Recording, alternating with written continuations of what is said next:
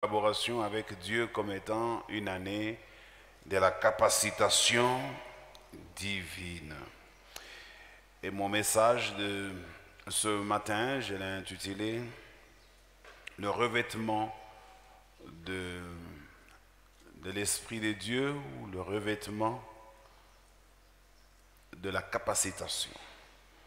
Nous allons lire dans Luc chapitre 4, le verset 14, et nous lirons aussi Matthieu 22, le verset 11.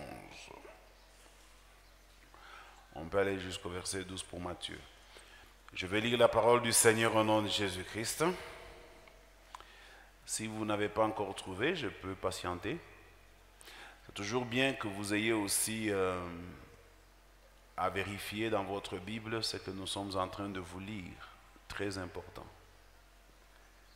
Luc chapitre 4, verset 14, Matthieu chapitre 22, verset 11 à 12. Je lis la parole au nom de Jésus-Christ. Jésus revêtu de la puissance de l'Esprit. C'est déjà ça notre thème. Jésus revêtu de la puissance de l'Esprit, retournant en Galilée, et sa renommée se répandit dans tous les pays d'alentour. Matthieu 22, chapitre 22, versets 11 à 12. Le roi entra pour voir ceux qui étaient à la table, et il aperçut là un homme qui n'avait pas revêtu un habit de noces. Il lui dit: mon ami, comment es-tu entré ici sans avoir un habit de noces? Cet homme eut la bouche fermée. Parole du Seigneur au nom de Jésus-Christ. Bien-aimés dans le Seigneur, comme c'est annoncé depuis, nous allons parler sur le revêtement de l'Esprit de Dieu. Parce que depuis un certain temps, j'ai commencé à vous expliquer pour que vous compreniez que la capacitation, en fait, c'est la même chose que le revêtement de l'Esprit de Dieu.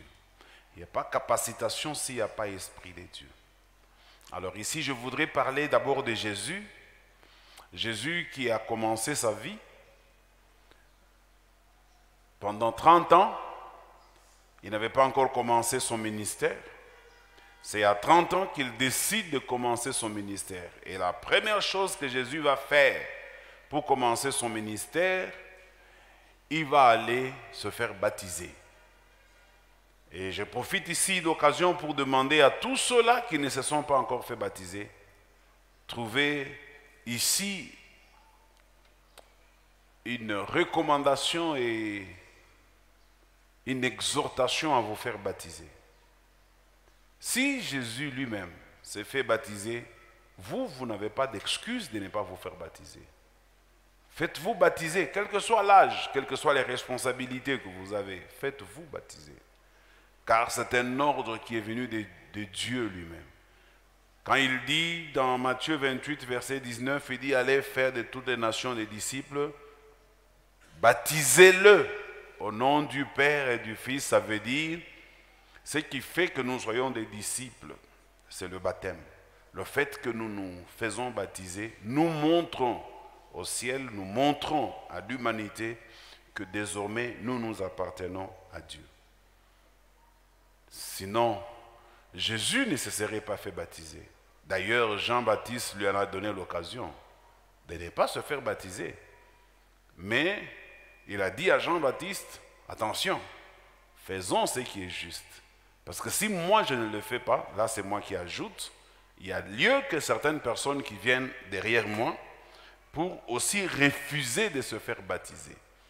Par conséquent, Jésus est entré dans l'eau et là, il fut baptisé. Rappelez-vous aussi le jour de la Pentecôte, lorsque le Saint-Esprit est descendu sur les disciples. Ils ont commencé à parler, à enseigner, à prophétiser. Les gens qui étaient dans Jérusalem ce jour-là, ils sont venus de toutes les tribus pour écouter les disciples. Et ils ont aimé, ils ont désiré avoir la même chose que les disciples. Ils ont souhaité aussi être revêtus de la puissance de Dieu. Et à ce moment-là, Pierre, prenant la parole, il leur a dit, répentez-vous, soyez baptisés au nom de Jésus-Christ. Et vous recevrez le don du Saint-Esprit. Ça veut dire le revêtement est précédé aussi par obligatoirement le baptême. Donc, c'était juste une exhortation. Alors, Jésus, après qu'il soit baptisé, il est allé en prière. Et là, en prière, pendant 40 jours, 40 nuits, il pria sans manger ni boire. Et il fut tenté 3 dimensions par le diable, et jamais il n'a cédé. Il est sorti vainqueur devant toutes les tentations du diable. Et la Bible dit maintenant, après cela, il fut maintenant revêtu de la puissance du Saint-Esprit, et sa renommée a commencé à prendre de l'ampleur, non seulement là où il fut baptisé, même dans tous les pays environnants.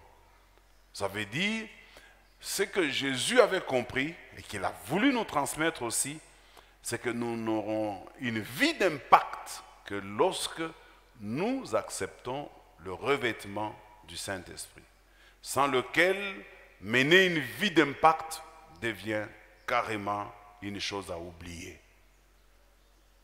Le revêtement de l'Esprit, comme certains peuvent penser, n'est pas une affaire des serviteurs de Dieu qui passent pour prêcher. Le revêtement de l'Esprit, on en a besoin dans tous les domaines de la vie. Tout le monde, où qu'il soit, qui qu'il soit, a besoin de ce revêtement-là. Parce que ce revêtement vous donne, premièrement, la qualité d'enfant de Dieu. Parce que l'Esprit de Dieu qui plane au-dessus de nous ne peut nous reconnaître que si nous avons l'Esprit de Dieu. Si tu n'as pas l'Esprit de Dieu, il est presque impossible de lui appartenir. La Bible dit, celui qui n'a pas l'Esprit de Dieu ne lui appartient pas. Par conséquent, si tu n'as pas le revêtement de l'Esprit, l'Esprit de Dieu peut passer au-dessus de toi et ne pas te reconnaître comme étant un enfant de Dieu. Donc, le revêtement nous aide à être reconnus comme étant enfants de Dieu. Et deuxièmement, le revêtement de l'Esprit de Dieu nous permet aussi d'être protégés. Souvenez-vous de ce qui s'était passé en Égypte. Lorsque l'ange de la mort passait sur l'Égypte, et quand il voyait le sang appliqué sur les poteaux et sur les linteaux, il comprenait que je n'avais pas le droit d'avoir accès dans ces maisons-là, et il passait outre selon la Bible. Alors il en est de même de l'Esprit de Dieu. L'Esprit de Dieu montre que vous appartenez à Dieu et que pour vous, Jésus est mort à la croix. Et le sang vous couvre par conséquent et aucun démon ne pourra avoir accès à votre vie ou à tout ce qui vous appartient, notamment votre épouse, votre mari, vos enfants, vos finances, vos projets, ne peuvent plus être concernés par une attaque quelconque du diable parce que simplement vous êtes revêtus de la puissance du Saint-Esprit. Vous êtes revêtus de la capacitation divine. Alors bien-aimés dans le Seigneur, vous allez comprendre avec moi que le revêtement de l'Esprit nous aide aussi dans les affaires, dans le commerce, dans le mariage. Le revêtement de la puissance nous oriente dans toutes les décisions que nous devons prendre. Et parfois même, le revêtement de la puissance de l'Esprit nous permet à nous justifier lorsque nous sommes devant une situation compliquée. Même quand vous êtes appelé au parquet pour aller répondre de certaines accusations, que vous ayez tort, que vous ayez raison, vous avez besoin de revêtement de l'Esprit de Dieu. Rappelez-vous de cette parole que Jésus a dit, que quand on vous mènera devant les tribunaux, ne vous inquiétez pas de quoi vous allez parler. L'Esprit de Dieu, à l'instant même, vous communiquera ce que vous devez dire. Parce qu'il y a par moments, nous disons des choses qui nous enfoncent. Nous disons parfois des choses qui nous détruisent.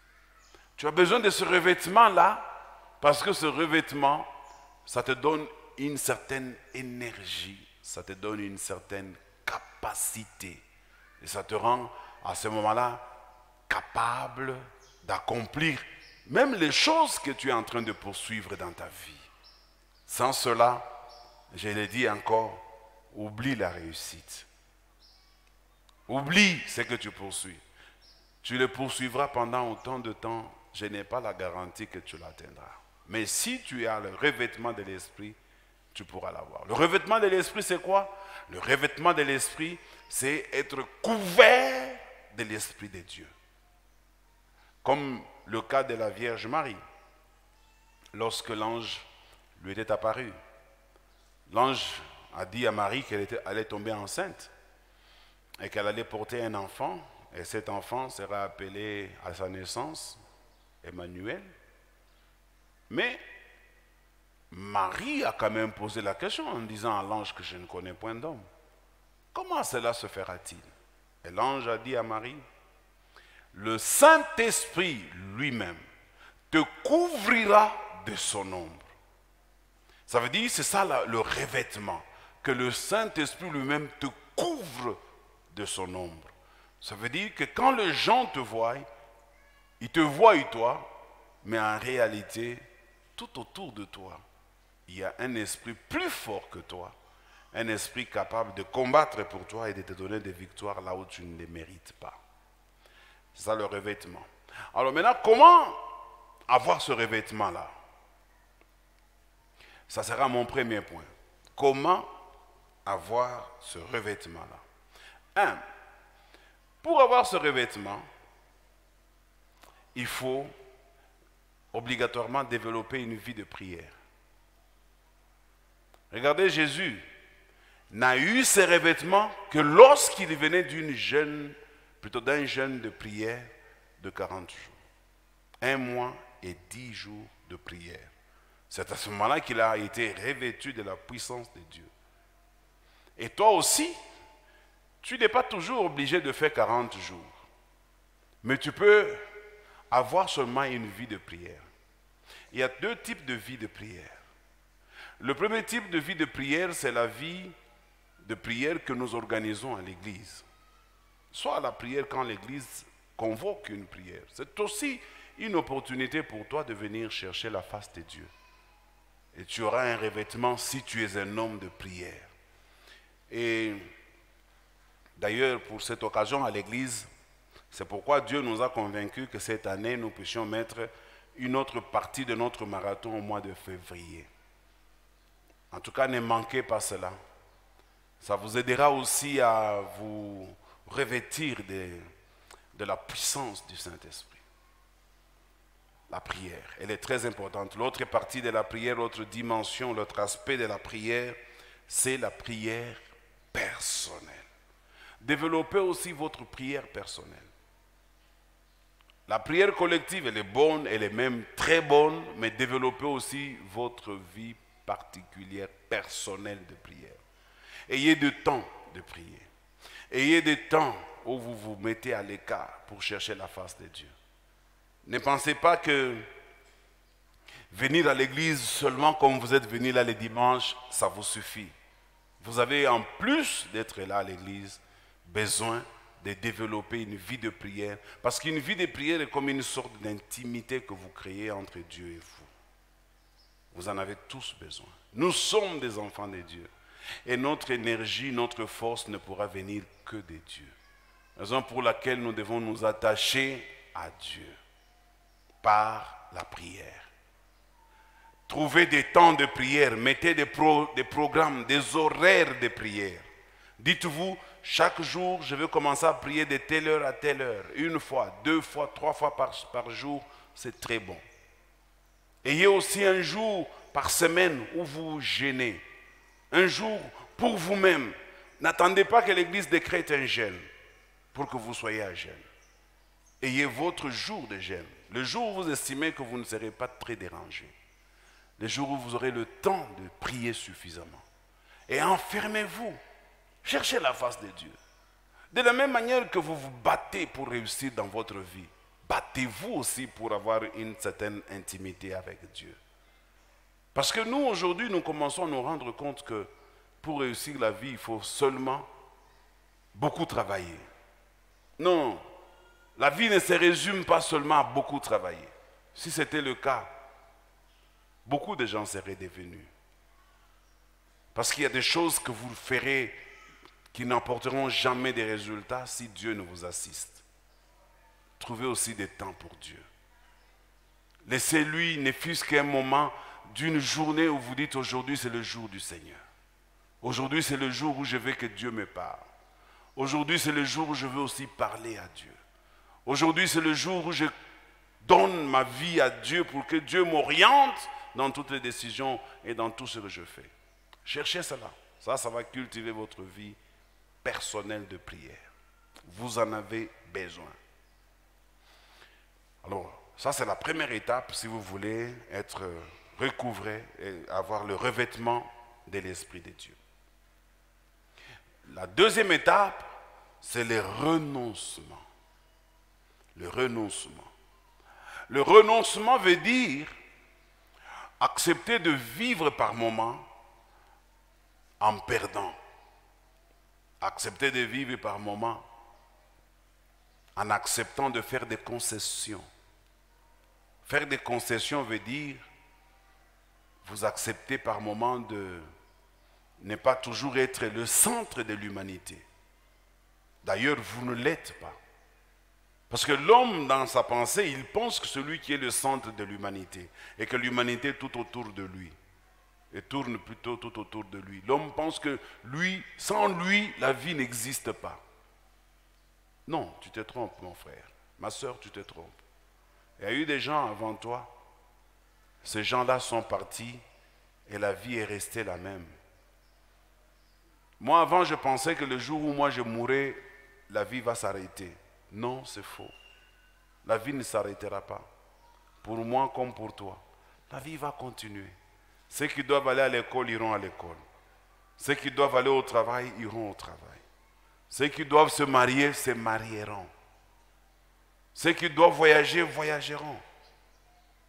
La vie ne s'arrêtera pas. Même dans ta propre famille, la vie ne s'arrêtera pas. Les gens vont manger comme ils mangent toujours. Ils vont se laver comme ils se lavent tous les jours. Alors je veux te dire, mon frère, tu n'es pas le centre de l'humanité. La vie que tu as, c'est Dieu qui te l'a donnée comme un don. Le même Dieu qui te l'a donné comme un don, c'est encore lui qui peut la protéger, l'allonger ou l'écourter. Comment penses-tu que toi, tu puisses avoir plus de pouvoir sur ta vie alors que cette vie que tu as, tu ne l'as pas obtenue par toi-même, tu l'as obtenue par la faveur de Dieu? Pourquoi ne pas avoir du temps pour Dieu dans la prière et pourquoi ne pas avoir renoncé à cette vie? Rappelez-vous de la parole de Dieu où Jésus dit, si quelqu'un veut me suivre, il doit renoncer à sa vie et puis prendre sa croix et me suivre. Nous devons aussi vous prêcher ça. Vous ne pouvez pas prétendre avoir le revêtement, ça veut dire suivre Jésus, si vous ne renoncez pas à votre vie.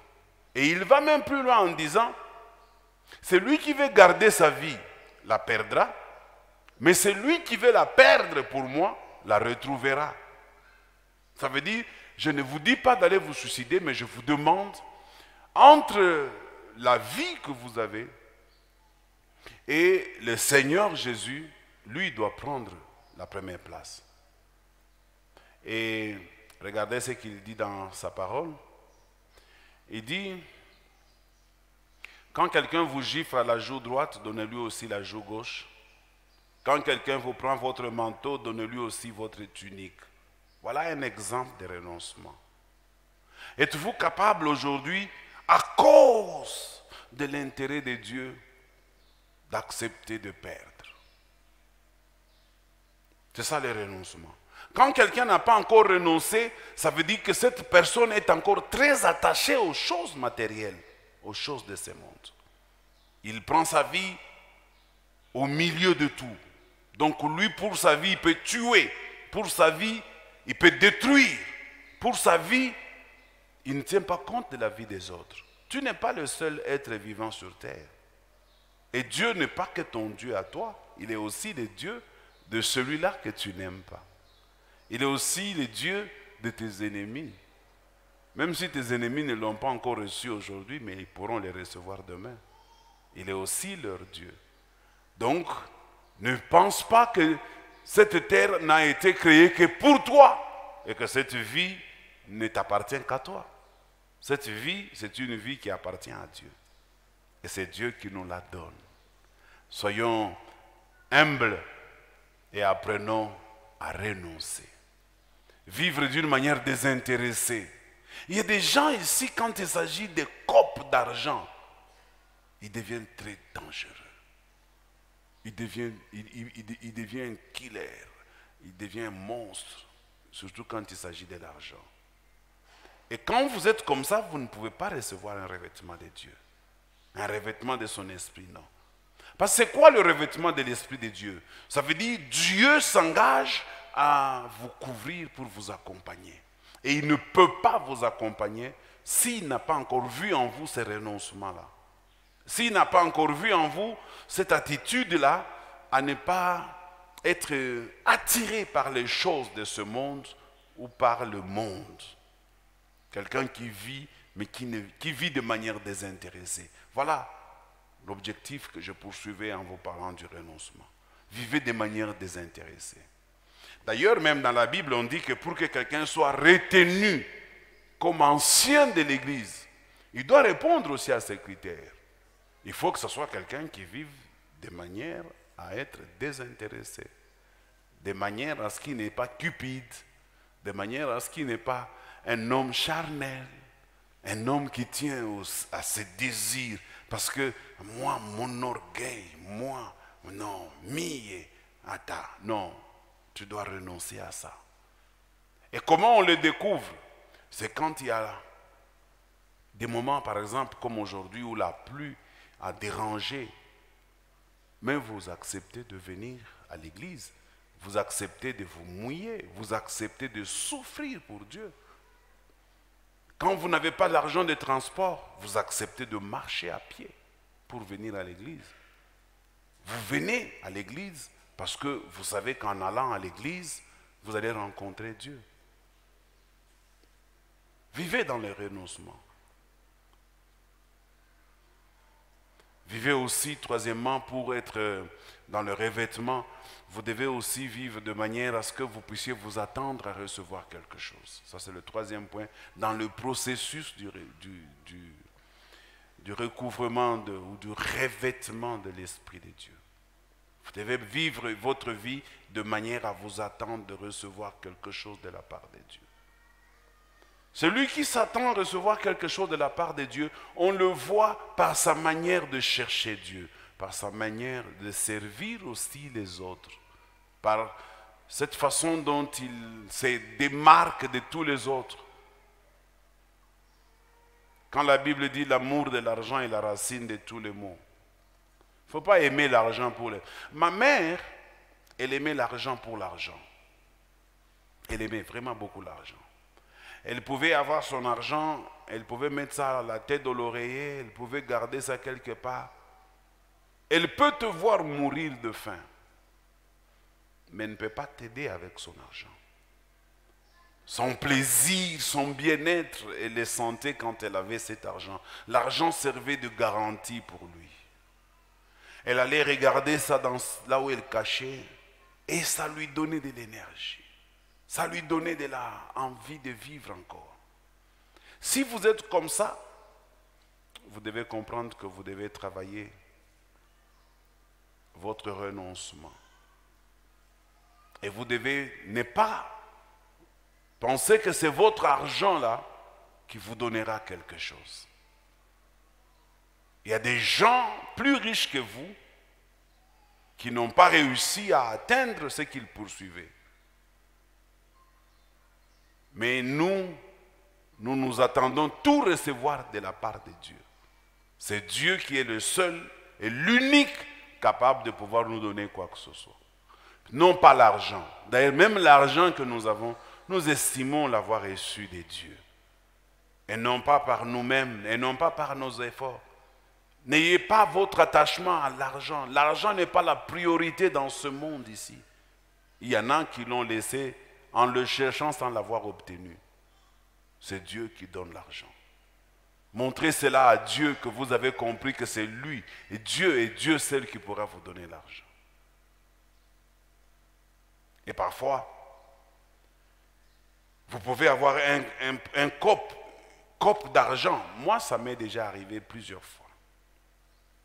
J'ai une promesse d'argent, très sûre. Et au même moment, à la même heure, j'ai un rendez-vous à l'église dans l'œuvre de Dieu. Il faut savoir faire la part des choses et savoir faire le choix.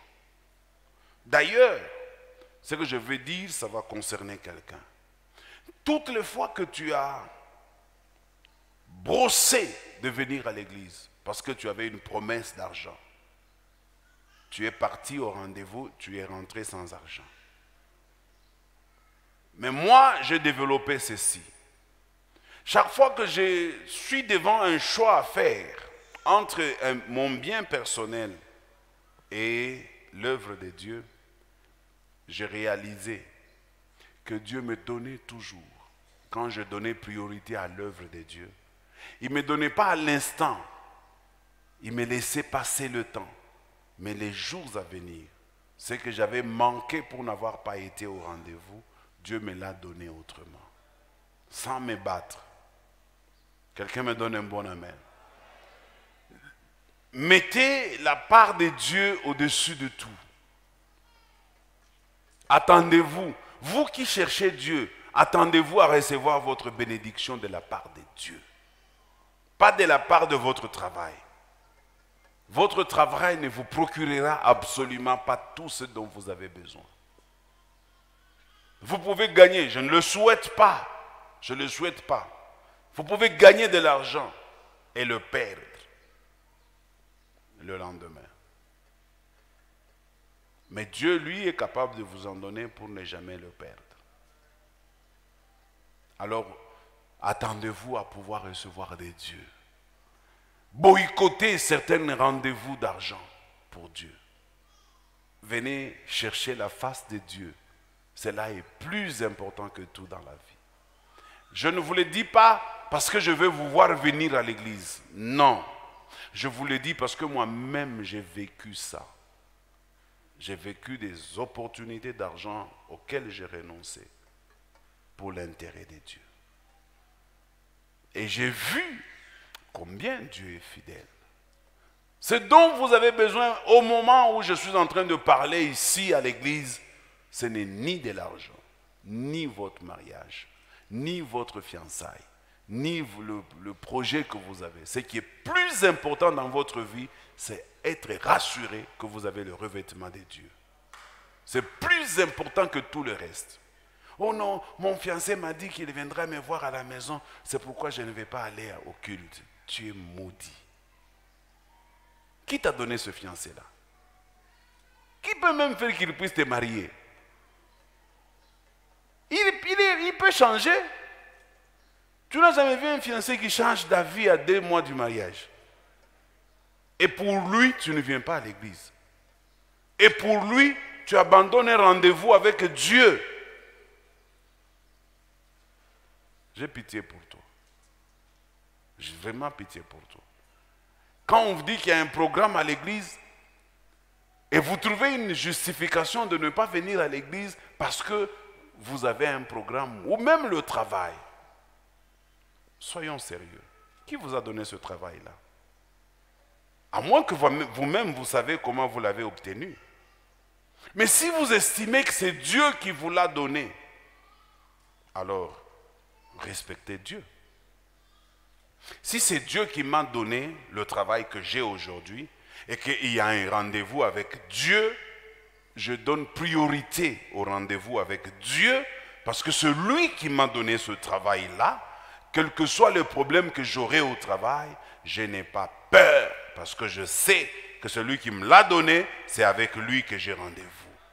Maintenant, votre attitude montre à Dieu que vous ne vous attendez pas à recevoir de lui quelque chose. Deuxième point. Là, c'était le premier point, comment avoir le revêtement. Le deuxième point, Dieu va vous revêtir de son esprit pour quelle raison? Pour quel objectif? Ça veut dire l'onction pour quelle fin? Voilà le thème. L'onction pour quelle fin? Autrement dit, le revêtement pour quelle fin? Le revêtement de l'Esprit de Dieu pour quel objectif? Dieu vous donnera ce revêtement dont vous avez besoin pour poursuivre quoi? Dieu ne couvre jamais. Pour la Vierge Marie, il y avait un objectif. Elle devait donner naissance au Sauveur de l'humanité. Jésus a reçu cette onction, il a reçu ces revêtements parce que, un, il devait annoncer une bonne nouvelle aux pauvres. Deux, il devait guérir tous ceux qui ont les cœurs brisés. Trois, il devait rendre libre le captif. Donc, le revêtement était venu avec une mission spéciale pour annoncer une année de grâce du Seigneur. Maintenant, quelle est la raison pour laquelle Dieu viendra vous revêtir? Posez-vous vous-même cette question-là. Pensez-vous que Dieu va vous revêtir uniquement et essentiellement parce qu'il veut vous voir heureux? Ou parce qu'il veut vous voir entrer dans votre mariage, réussir dans la vie? Quelle est la raison pour laquelle Dieu doit vous revêtir de son esprit? Bien sûr, Dieu sait que vous avez besoin de vivre et qu'en vivant, vous avez besoin de l'argent et que vous avez aussi besoin de vous marier. Vous avez aussi besoin d'être en bonne santé et aussi que vous avez besoin de construire une maison pour vivre bien. Dieu sait. Il sait que vous avez besoin d'avoir un bon véhicule pour y amener votre famille afin que prochainement, quand la pluie va tomber, que vous ne soyez pas dérangés pour venir à l'église. Que vous soyez dans votre véhicule climatisé et vous arrivez à l'église dans les bonnes conditions. Dieu sait que vous en avez besoin. Il peut vous capaciter pour tout ça, c'est vrai. D'ailleurs, il est disposé à vous capaciter pour tout ça. Mais, n'oubliez pas, si vous ne faites rien sans intérêt, Dieu aussi ne fait rien sans intérêt. Parce qu'un homme, pour faire quelque chose, il faut qu'il gagne quelque chose. Et Dieu lui-même dit dans sa parole, je ne vous ai pas appelé en vain. Je vous ai appelé afin que vous puissiez gagner dans cette affaire. Dans cette affaire de conversion, dans cette affaire avec Dieu, c'est du gagnant-gagnant. Dieu n'a jamais appelé quelqu'un pour qu'il ne gagne rien. Nous n'allons pas renoncer pour ne rien gagner. Nous ne prions pas pour ne rien gagner. Il y a aussi notre part de bénéfice dans l'œuvre de Dieu. Il y a votre bénédiction dans l'œuvre de Dieu. Mais, le petit secret, c'est que je demande à Dieu de me revêtir de son esprit, de son autorité, de mes capacités, mais j'ouvre une brèche pour que Dieu aussi se retrouve. Obligatoire. Fais toujours ça. Laisse toujours une brèche dans ce que tu fais pour que Dieu se retrouve. Sinon, qu'est-ce qui va motiver Dieu? Qu'est-ce qui va pousser Dieu à vous bénir? Qu'est-ce qui va faire en sorte que Dieu vous bénisse, vous, qu'il laisse tous les millions des habitants de la ville, tous les milliards d'êtres humains qui sont sur la terre et qu'il déploie son énergie pour vous, ma soeur, pour vous, mon frère? Si lui, Dieu n'a pas un intérêt particulier dans votre vie. Ne priez pas mal Comme certains disent, Dieu donne-moi du travail, je te donnerai la dîme. Non, vous priez très mal à ce moment-là. La dîme ne vous appartient pas. La dîme appartient à Dieu.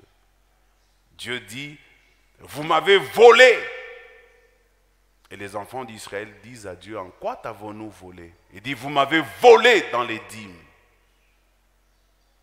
Chaque fois que tu ne payes pas la dîme, tu voles Dieu. Parce que la dîme ne t'appartient pas, la dîme appartient à Dieu. Donc tu ne peux pas dire à Dieu, donne-moi du travail, je vais te donner la dîme. Tu ne peux pas donner à Dieu ce qui lui appartient déjà. Demande autrement, fais autrement ta prière. Et quand Dieu voit qu'il y a un intérêt, Dieu agira. Vous avez le cas de Anne. Anne a dit à Dieu, donne-moi un fils, je vais le consacrer à toi. Et Dieu a regardé, effectivement, à cette époque-là en Israël, il y avait une carence. Celui qui était le représentant de Dieu à l'époque, c'était Élie. Et Élie était déjà vieillissant, en train de mourir carrément.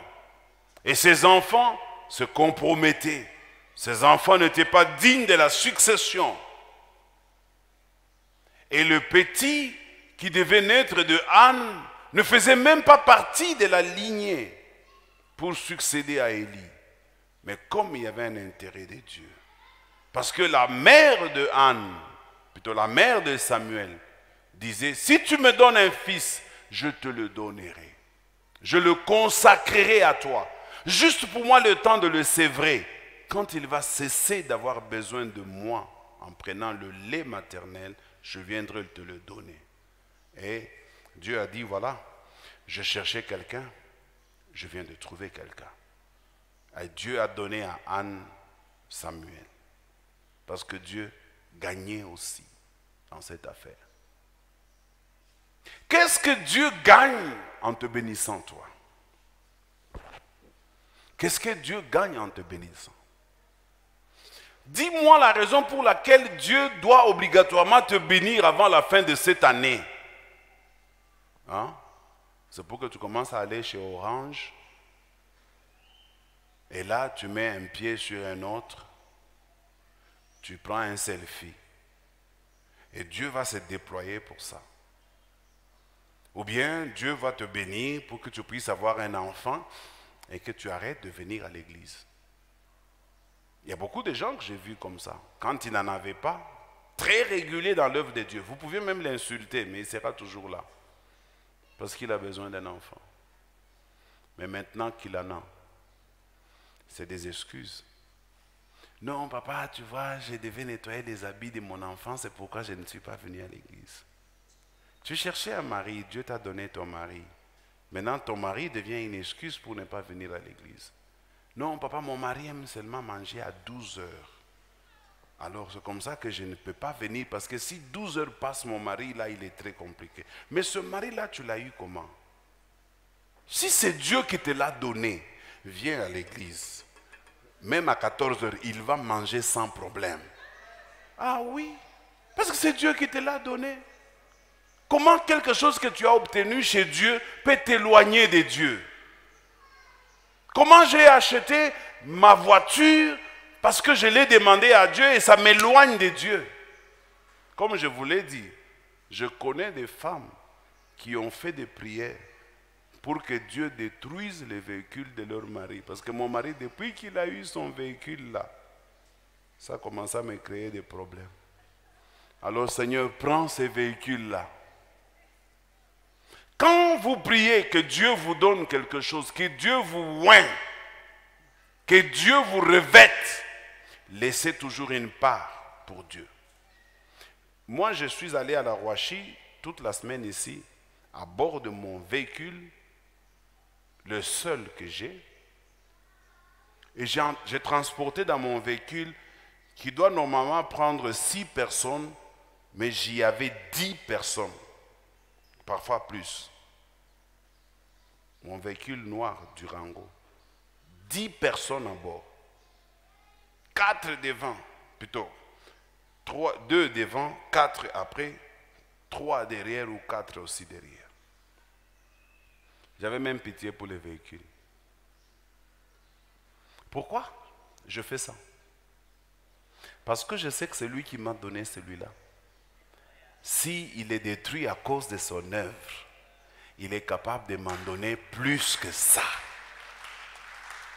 Je ne peux pas, Dieu m'a donné quelque chose et je commence à le gérer en empêchant à Dieu de jouir de ce qu'il m'a donné. Vous commettez une erreur.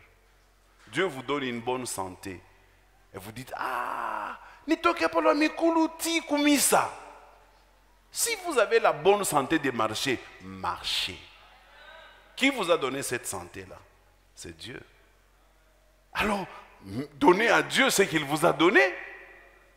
Moi, j'ai marché. Bread of Life, ici, moi, je faisais des pieds pendant des années. J'ai fait les pieds. Je n'ai même pas besoin, je n'ai pas besoin de vous démontrer ça à vous. Dieu lui-même sait. Combien de fois, moi, je marchais à pied? Je n'ai pas l'argent de transport, mais je viens à l'église. Et j'arrive 30 minutes avant. Je m'essuie, je m'arrange. Je dois modérer le culte. Je dois prêcher.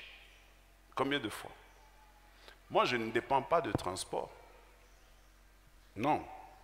Et Dieu le sait. Il le sait. Tout ce que Dieu me donne, je le mets à son service. Tout. Mais toi, quand Dieu te donne, pourquoi Dieu doit te revêtir? Donne-moi cette raison-là. Qu'est-ce que Dieu gagne dans le revêtement de ta vie? Combien savent que le revêtement de Dieu, au-delà du fait qu'il nous protège, il nous ouvre aussi les portes. Les portes là que vous cherchez. Dieu peut les ouvrir.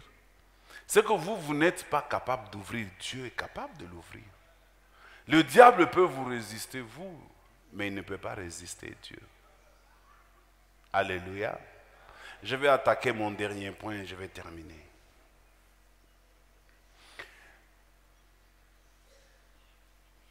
Le premier point, je dis, comment est-ce qu'on peut être revêtu? Deuxième point, je dis, on est oint, on est revêtu, pour quelle raison? Troisième point, je dis, l'Esprit de l'Éternel le mettra en fuite. Je vais expliquer ça. Le revêtement vous permettra de mettre le diable KO. Je dis ça au premier culte, je le répète au deuxième culte. Aucune délivrance n'est définitive. C'est fort ce que je viens de dire là. Aucune délivrance n'est définitive. Tu es délivré aujourd'hui, demain tu peux être encore possédé là où tu as été délivré. Et même plus compliqué qu'avant. Qui me dit ça? C'est Jésus. Écoutez ce qu'il dit. Quand un esprit impur sort d'un homme, il va chercher du repos. N'ayant pas trouvé le repos, il s'est dit, je vais rentrer dans mon ancienne habitation. Et quand il revient, il la trouve ornée, balayée. Il ne sait pas entrer. Il dit, je vais aller chercher cet autre esprit, plus méchant que moi. Et il cherche du renfort pour rentrer dans son ancienne maison. S'il réussit à rentrer, la situation de cette personne deviendra pire que la première. Ça veut dire que cette personne qui avait été délivrée peut encore être possédée. Et si ça revient, si cet esprit-là revient, il ne revient plus seul, il revient avec beaucoup d'autres esprits. Alors, allez-y comprendre maintenant ce qui se passe. Ça veut dire, nous nous combattons, plutôt, excusez-moi le terme, ce n'est pas celui-là que je voulais dire, nous nous battons pour un problème aujourd'hui, nous avons une victoire demain, et après-demain, nous revenons encore dans le même combat. J'ai combattu une bataille aujourd'hui, j'ai réussi, j'ai vaincu, je saute parce que j'ai gagné, mais demain, je me retrouve en train de me battre pour le même combat. Je suis en train de parler ici à quelqu'un. Quelqu'un qui a constaté qu'une fois il avait eu une victoire dans un domaine, mais il est rentré encore dans le même problème là, qui était parti, qui est revenu. Vous savez pourquoi le problème revient? Le problème revient parce que vous n'avez pas le revêtement du Saint-Esprit. Le revêtement du Saint-Esprit doit être votre mode de vie. Ça doit être votre vie quotidienne. On ne vient pas au Seigneur, on est délivré et puis on dit ouf, c'est fini, je pars comme un petit oiseau. On y reste attaché. On est revêtu de l'Esprit en permanence. La Bible dit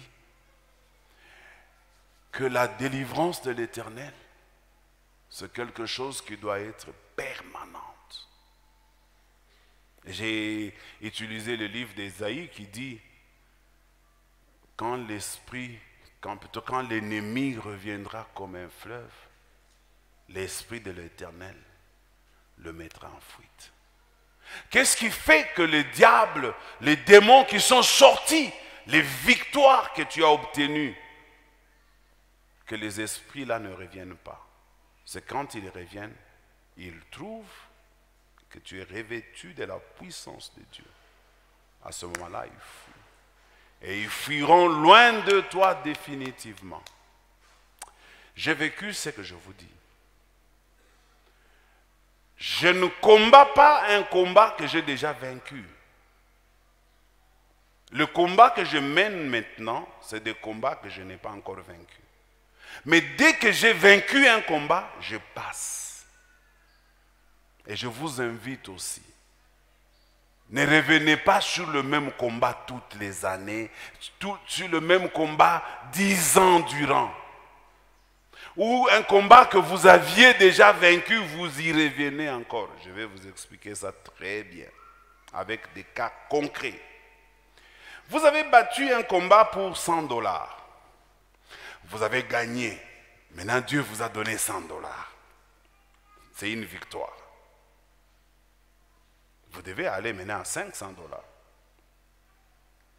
Vous avez battu, vous avez combattu, vous avez gagné 500 $. Quelques années après, vous n'en avez plus. Vous commencez à chercher encore 100 $. Ce que le combat de 100 $ là, vous ne l'aviez pas totalement vaincu. Parce que si vous l'aviez vaincu, vous ne reviendrez plus jamais à chercher 100 $. Vous êtes à 500 $. Vous devez aller à 1000 $, à 1500, à 2000, à 4000, à 5000. Mais si il arrive qu'après un certain temps, alors que vous aviez déjà gagné la bataille pour 500 $, vous commencez à revenir encore à 500 $, c'est que quelque part, quelque chose ne va pas bien. Allez de gloire en gloire, de victoire en victoire, de succès en succès, de réussite en réussite, de bénédiction en bénédiction, d'élévation en élévation, de conquête en conquête, d'exploit en exploit, et ne revenez pas en arrière. Et pour y arriver, vous avez besoin d'un revêtement du Saint-Esprit en permanence. La Bible dit, n'attristez pas l'esprit que vous avez reçu. Vivez avec Dieu en bon terme. Vivez avec Dieu sans l'offusquer, sans le déranger. Gardez l'esprit que vous avez reçu, s'il vous plaît. Il y a des combats dans ma vie qui ne reviendront plus jamais. Quand ça commence à revenir, c'est qu'il y a un problème qui ne va pas. Ce sont des signaux qui te montrent que fais attention. Il y a un problème qui ne va pas. Je vous donne. J'étais locataire. Si je redeviens locataire, c'est qu'il y a un problème. Tu étais locataire, tu as eu ta maison, tu as cessé d'être locataire. 10 ans après, tu as vendu la maison, tu es redevenu locataire. Ça ne va pas. c'est que tu n'as pas encore vaincu ces problèmes-là. Tu étais parti, mais on t'a récupéré. Alors, même si tu es aujourd'hui bailleur, tu te dis, waouh, enfin, non, ne te réjouis pas. L'ennemi te réclame pour que tu redeviennes locataire. Continue à te battre. Cherche encore le revêtement de l'Esprit de Dieu. Reste attaché à Dieu, parce que tu peux encore rechuter. Alléluia. Alors je voudrais terminer en vous disant, chers bien-aimés dans le Seigneur, la vie spirituelle, premièrement, c'est une vie de quête et de conquête. Deuxièmement, nous devons savoir pourquoi nous cherchons Dieu. Cherchez-le, mais laissez-lui toujours une brèche dans laquelle il se retrouve. Troisièmement, gardons la permanence du revêtement de l'Esprit de Dieu. La prière vous y aidera beaucoup. Le renoncement aussi. Et être toujours attentif à recevoir quelque chose de plus, quelque chose de nouveau de la part du Seigneur. En tout cas, c'est par ici que je mets un terme à mon exhortation de ce matin. Je voudrais que dans cette église, tout le monde, en tout cas aujourd'hui avant de sortir de cette salle, soit au moins sûr que tu as commencé à demander à Dieu le revêtement du Saint-Esprit. Partout dans la vie, même dans le couple, tu en as besoin. Un fiancé qui veut t'épouser, tu as besoin de ça. Vous savez, il y a des gens, un homme est venu, il était sérieux, il voulait vraiment t'épouser. Mais il a arrêté parce que les réponses que tu lui donnes là, ça commence à lui faire douter de toi. Tu as besoin du Saint-Esprit. Que dit le Saint-Esprit? Quand on vous mènera devant les tribunaux, ne vous inquiétez pas de quoi vous allez parler. À l'instant même, l'Esprit vous dira ce que vous devez dire. C'est que même devant le fiancé, tu as besoin que l'Esprit te dise ce que tu dois lui dire. Wewe unamjibu tu mkia kwenu usha kusula hauna takule na kipande ya moko usha mkinywa kuna kuria chingovu. Tu fais n'importe comment, tu te comportes n'importe comment. On a tout fiancé à quoi très zélé. On a quoi rarement. Parce qu'il y a des choses que tu as fait qui l'ont refroidi. Pourquoi? Parce que tu n'as pas le revêtement de l'Esprit de Dieu. Quelqu'un est venu te proposer, moi, faire-moi bien ça. C'est lui qui t'appelait tout le temps. Et puis tu constates qu'il a cessé de t'appeler. On a dit, Dieu, papa, mais je comprendrai. Tu rends ça tout bien. Non, il y a des choses qu'il a vues en toi qui lui font peur. Pourquoi? Parce que tu n'as pas le revêtement de l'Esprit de Dieu. Quand quelqu'un a le revêtement de l'Esprit de Dieu, les portes s'ouvrent pour lui. Vous savez, j'ai vécu des choses dans ma vie aujourd'hui, des choses qui m'ont beaucoup marqué. J'ai vu des gens. C'est pourquoi j'ai dit, vous, des Bread of Life, faites très attention. Vous savez, il y a quelqu'un qui m'a une seule fois entendu parler dans un salon de coiffure, une seule fois, une petite discussion, où j'ai mis seulement un mot. Et cet homme, depuis ce jour-là, il s'est levé, il a mis sa main dans la poche, il m'a donné ce jour-là $50. Et les samedis suivants, je suis allé au salon de coiffure pour me faire coiffer. Mon coiffeur m'a dit que cet homme m'a amené un bidon de 20 litres et $50 dans une enveloppe. J'ai dit, waouh, waouh. Oh, j'ai dit, ok, bon. Le samedi qui suivait, c'était encore un bidon avec $50. Un mois, 2 mois après, ça monte. C'est $100 et 2 bidons. Je ne le connais pas.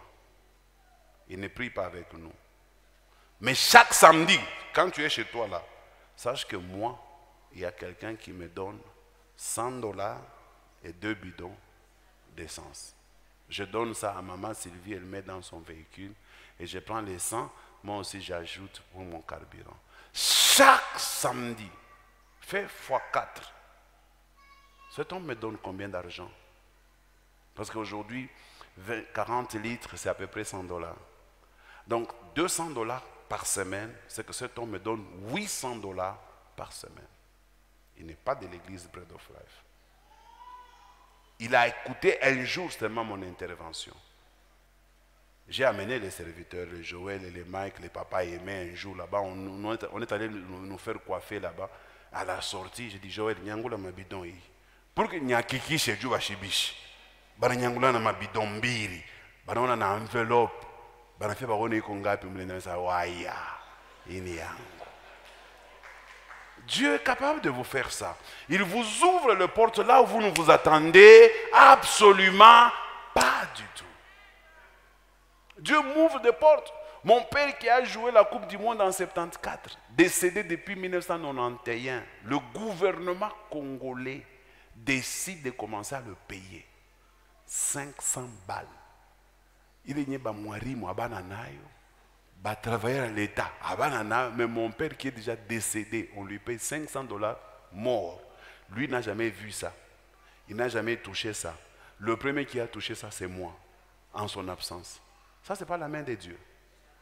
Et puis, le gouvernement,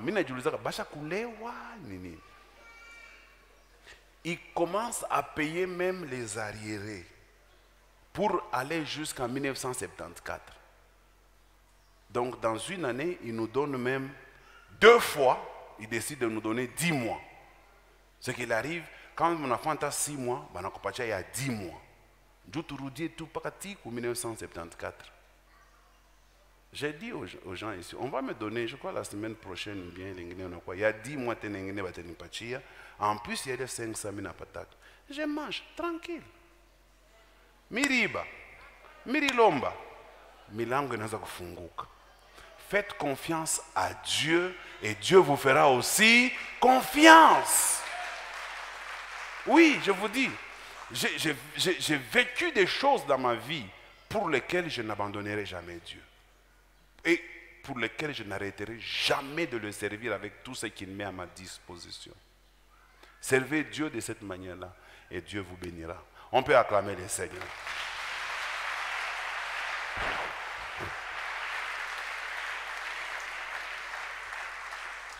Je vais prier pour vous.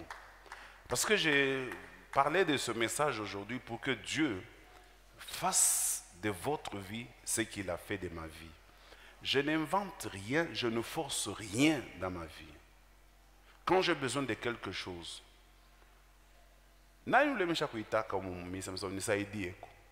personne. Bakou finance, personne. Quand je voyage, l'église ne me paye absolument rien. Je n'appelle personne. Mais à chaque fois que je suis dans le besoin, on dirait que Dieu attendait que j'aie un besoin. Aussitôt, il te donne le montant là, plus un bénéfice. Mes amis, croyez que Dieu est vrai. Dieu est bon et Dieu est capable. Si vous ne l'avez pas encore expérimenté, c'est lui qui vous parle là, l'a déjà expérimenté. Il y a des choses que j'entendais mes prédécesseurs dire du haut de la chair au sujet de ces dieux. Je pensais qu'ils mentaient ou qu'ils falsifiaient l'histoire. Mais aujourd'hui, je suis aussi le témoin de Dieu. Dieu est capable. Dieu donne même là où tu n'as pas sémé. Dieu ouvre des portes là où tu ne t'imagines pas. Des opportunités que tu n'as jamais rêvées. Dieu est capable de te nourrir, de te prendre en charge. Non pas seulement toi, ta famille et même ta destinée. C'est ce Dieu-là que je voudrais que nous puissions prier ensemble, qu'il devienne aussi votre Dieu. Un Dieu qui peut faire un alamoka busubu, on a le pantalon. Ce sont des choses que je vis tous les jours ici. Bisheka ni magie. Comment? On a le pantalon, on a quoi de vous n'engager mon con mfuko, on a ça ma papier moi. Comme on a touché $400. Ah, il n'a pas de on est carambele, hein? On a un kutafuta, on a aupate. On a shika boka kuikuri. Bon, après tout, utampatia yo nani? Yo inatokea mposhi yako. Mais c'est bon, Mungu, merci. Pas une seule fois, pas 2 fois, pas 3 fois, pas 10 fois, plusieurs fois. Je peux jurer, je vous dis, Dieu fait ça. Minatoka, niko crise moya majimu. Si nata ndiko Mungu wangu. Leo nije, uninyabanda. Bon. Unashaza kaindu mwagantenga mfuko. Tiens, c'est quoi ça? Unapiga mkono hivi, kifurushi tu, ataka $1000. Ah. Bon, hii anayakuonesha bantu, batuzo kwa kubamba tu buloji bule, umekala tu. Unaenda kumpembeni, unaanza kuwaza. Mimi yachaka, Mungu, mimi naweza kusabu $1000 mfuko. No, hata kuwina kwenye 1000. Unatafuta au pati. Unasema bon, merci. Unatafanya nini? Merci. Unaanza kuchapa chapa. Le même Dieu là peut faire ça à quelqu'un s'il entend ce que je viens de dire aujourd'hui. Dieu est capable de le faire. Je n'invente rien, s'il vous plaît. Je n'invente rien. Tout ce que je dis, si ce que je dis est vrai, que Dieu atteste cela dans la vie de quelqu'un. Avant que je ne prie pour vous, je voudrais que je vous annonce d'abord, ce soir, nous allons nous retrouver à la Rouachi, dans notre paroisse. Vous êtes cordialement invités. Normalement, c'est 10 personnes par département, mais même si vous ne faites pas partie d'un département, vous pouvez aussi venir. Venez soutenir l'œuvre que Dieu fait avec nous, là, dans notre paroisse de la Rouachi.